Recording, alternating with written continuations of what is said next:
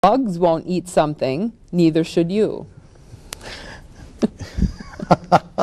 Sorry, sorry. I'm trying not to laugh. I mean, that's, oh, well, that's interesting. Well, why do they, I guess the question why are we always trying to kill the bugs with pesticides on our food then? Does that make sense to you? Well, we don't want bugs eating our food as it's growing, but if a plant is healthy, it helps ward off the pests that would destroy that plant. So, for instance, sometimes people will get potato bugs or they'll get tomato bugs. The plant is not healthy enough to ward off the bug. If the soil was properly nourished with the right nutrients, the plant would actually ward off its own pests naturally without spraying chemicals on them. So bugs, you know, when I say if the bugs won't eat it, neither should you, that means, you know, if you put some food out on the counter and bugs aren't interested in it, it's because there's not good nutritional value in it or because they find it poisonous to themselves, which is what chemicals and pesticides and herbicides are. They're poison. So when I find bugs in my cereal in the morning, that's probably a good thing then, huh? It means the bugs will eat it. So it's good to eat. Yes, okay, it's good to eat. Okay. Number 7, eat foods that rot, but eat them before they do. I don't know much to say on that one, dear. Foods that rot are foods that have enzymes in them, and if a food is dead or irradiated, the enzymes have been killed. So if you go into your grocery store and they sell irradiated produce, they've killed the enzymes in it to give it a very long shelf life. If the enzymes have not been killed, then the fruit will rot sooner, or the vegetables. And so that's a benefit to the grocer because he can leave it on the shelf longer, but it's not a benefit to the person eating it. Because the more foods we eat that are dead, the more our body has to work to produce the enzymes to break down those foods. And the sooner we have difficulty in life with making enzymes.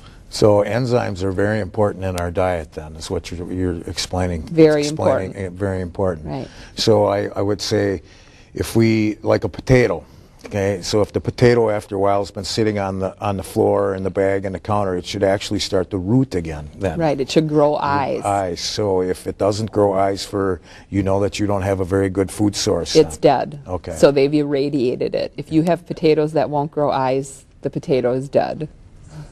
Okay. Okay, number 8. Try to get at least 8 hours of sleep each night. Your body needs to repair. 8 hours of sleep. Well, how do we, you know, is that something that we need to practice? That's something that we need to just practice into our lifestyle and put that off those 8 hours. Why do we need that much sleep? It's important for your body to rest and repair, and while we're sleeping is when we rebuild cortisol. So it's very important for our cortisol rhythm to be getting a good night's sleep in order to handle this type of stressful lives that we're leading. What does cortisol do in the body? Cortisol is a very important hormone in the body that mediates pain, inflammation, and stress, which we all have a lot of. So it's very important to be able to make cortisol. Okay. And so when we sleep, we rest, we relax, we heal and rebuild. That's what the importance of sleep then. Am I correct on all this? Correct. Okay. Number 9, be free with your hugs. You need love and human touch as much as the receiver does. And why do we need so many hugs during the day?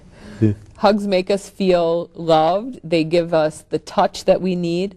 And mental health is just as important as physical health.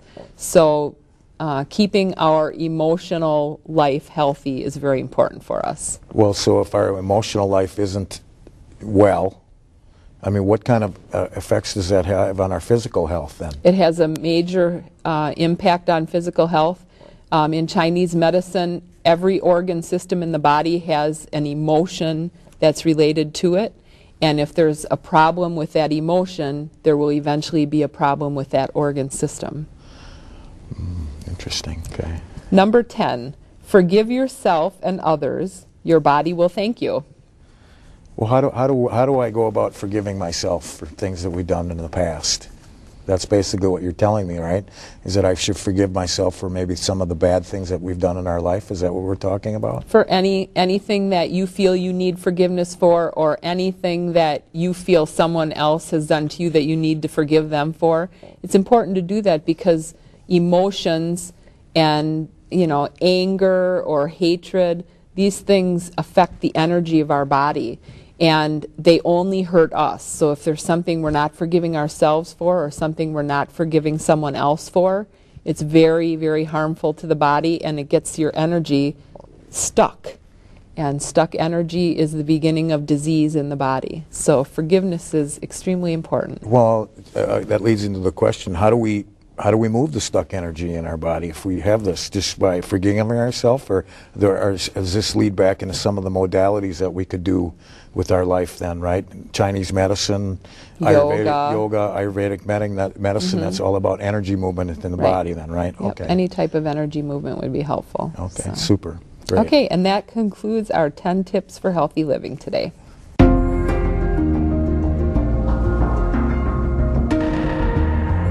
Okay, next we're going to talk about yoga and how it's beneficial to your health. And first I'd like to just give you a brief introduction to what yoga is.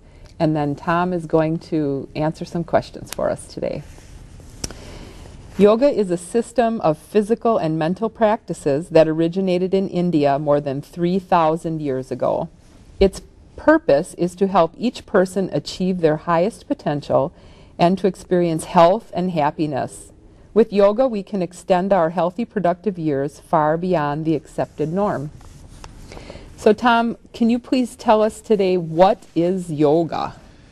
Yoga is, in the definition of yoga, is the union of the body, mind, and soul. So basically it's a ancient practice. It gives you guidelines for your life to create happiness in your life. And so you become a practitioner of yoga. What the West thinks of yoga is one facet of yoga, and that is the physical practice where you see people doing the postures, the exercise portion of yoga.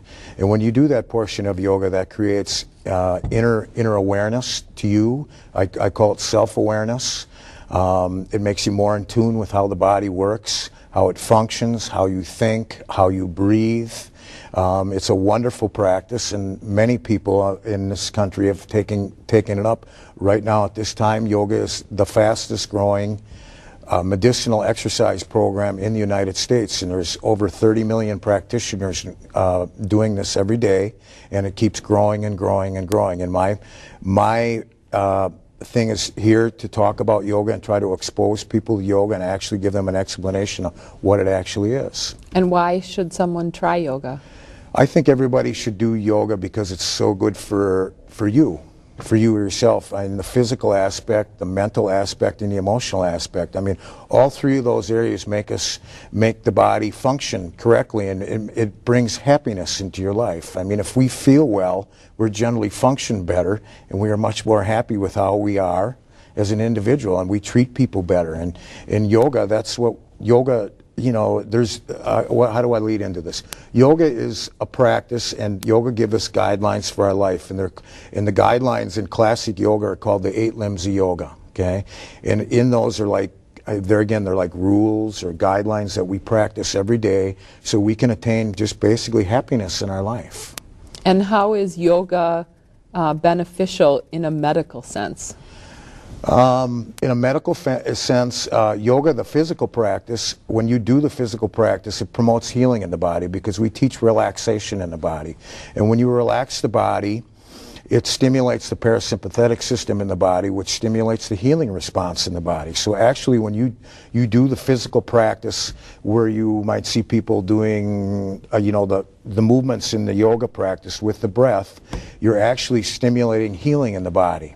So, which we're all trying to gain, because the body heals itself if we do the right things for it. And that's why I feel like everybody should do the practice, because when you're done with your practice, you actually have starting the healing response in the body, and we all can heal, because everybody has injuries that we need to overcome. So how can someone find yoga? You can find yoga pretty much anywhere. I mean, you could go and buy a DVD. You could find it on television now and then, early in the mornings. You can go to the computer and find out where a local yoga studio is at. And there's all different types of yoga, so you want to be kind of in tune with the style that you want. There's, they call it vinyasa.